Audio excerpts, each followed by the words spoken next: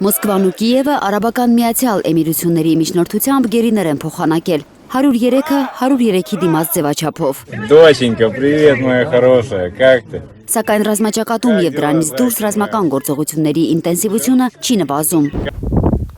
Գիշերը դրոնների թիրախում կրկին արդյունաբերական ենթակառուցվածքներն են եղել։ Ծուխ է նկատվել Նիժնի Նովգորոդի մարզի Ձերժինսկ քաղաքում գտնվող Սվերդլովի անվան պայթուցիկ նյութերի գործարանի տարածքում։ Ձեռնարկությունը Ռուսաստանում պայթուցիկ նյութերի խոշոր արտադրողներից է ավելի քան 1 դարյա պատմությամբ։ Հերթական անգամ թիրախավորվել է նաև երկրի նավթավերամշակման եւ նավթաքիմիական հսկաներից մեկը։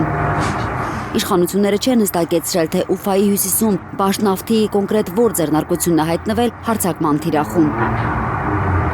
Բաշկորտոստանի ղեկավարը միայն հայտնել է, որ հակաօդային պաշտպանության ուժերը հետ են մղել Ուֆայի արդյունաբերական ձեռնարկությունների վրա հարձակումը։ 6 անօդաչուներից 4-ը խոցվել են։ Նախնական տվյալով 1 մարդ է վիրավորվել։ 1 կին է զոհվել Դոնեցկի Կիրովսկի շրջանում։ Ավերածություններ եւ տուժածներ կան Բելգորոդի, Ռոստովի եւ Տուլայի մարզերում։ 25 ԱԹՍ է խոցվել Մոսկվայի մատույցներում, 2 գրոհ է կասեցվել Սևաստոպոլի ուղղությամբ։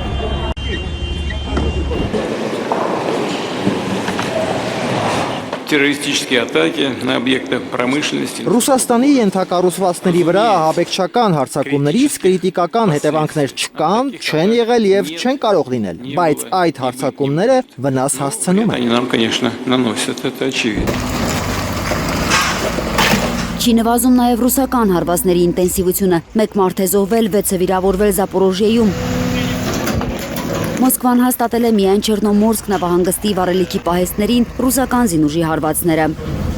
Ուկրաինայում նորից քննարկվում է ընտրությունների անցկացման հարցը։ Պաշտպանության նախկին նախարար Միխայել Ֆեդորովը հայտարարել է, որ անհրաժեշտ է գտնել ընտրությունները վերսկսելու օրինական եւ անվտանգ մեխանիզմ, նույնիսկ պատերազմի պայմաններում։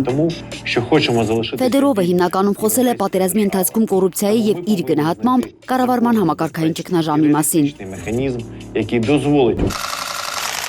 Ռազմաքաղաքական զարգացումներին զուգահեռ նոր լարվածություն է առաջանում ռուս-թուրքական հարաբերություններում։ Հայտնի է դարձել, որ Թուրքիան կարող է Ուկրաինային փոխանցել իր պահեստներում եղած ամերիկյան սպառազինության մի զգալի խմբականակ, այդ թվում բալիստիկ եւ կասետային մարտագլխիկներով հրթիռներ։ Փաթեթի ընդհանուր արժեքը մոտ $280 միլիոն է գնահատվում։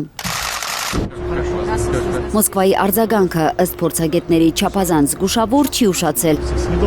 Ռուսաստանի արտգործնախարարությունը Վաշինգտոնից եւ Անկարայից բացատրություններ է պահանջել եւ նախազգուշացրել, որ նման սպառազինության հնարավոր փոխանցումը կարող է բացասաբար անդրադառնալ ռուս-ամերիկյան եւ ռուս-թուրքական հարաբերությունների վրա։ Արտգործնախարարության պաշտոնական ներկայացուցիչ Մարիա Զախարովայի խոսքով դեռ պետք է հասկանալ, թե ինչու են ԱՄՆ-ն ու Թուրքիան բացում հերթական Պանդորայի արկղը, երկարաձգելով պատերազմը, այն դեպքում, երբ հայտարարում են դրա քաղաքական ու դիվանագիտական կարգավորման առաջնահերթության մասին։ Անվտանգության հարցերով միջազգային փորձագետ Ջանան Թերջյանը 10 գործակալությանը հայտնել է, որ խոսքը ամերիկյան տեխնոլոգիայով Թուրքիայում նախկինում արտադրված սպառազինության մասին է։ Ըստ փորձագետի, փաստացի դրանք ամերիկյան զենքեր են, ուստի վերարտահանման համար անհրաժեշտ է ԱՄՆ կոնգրեսի հավանությունը։ Իսկ թուրքական զենք, Թերջյանի պնդմամբ, Անկարան չի տա Կիևին։ Ծովինար Բարխուդարյան, Անի Խանդիլյան, Հայլուր։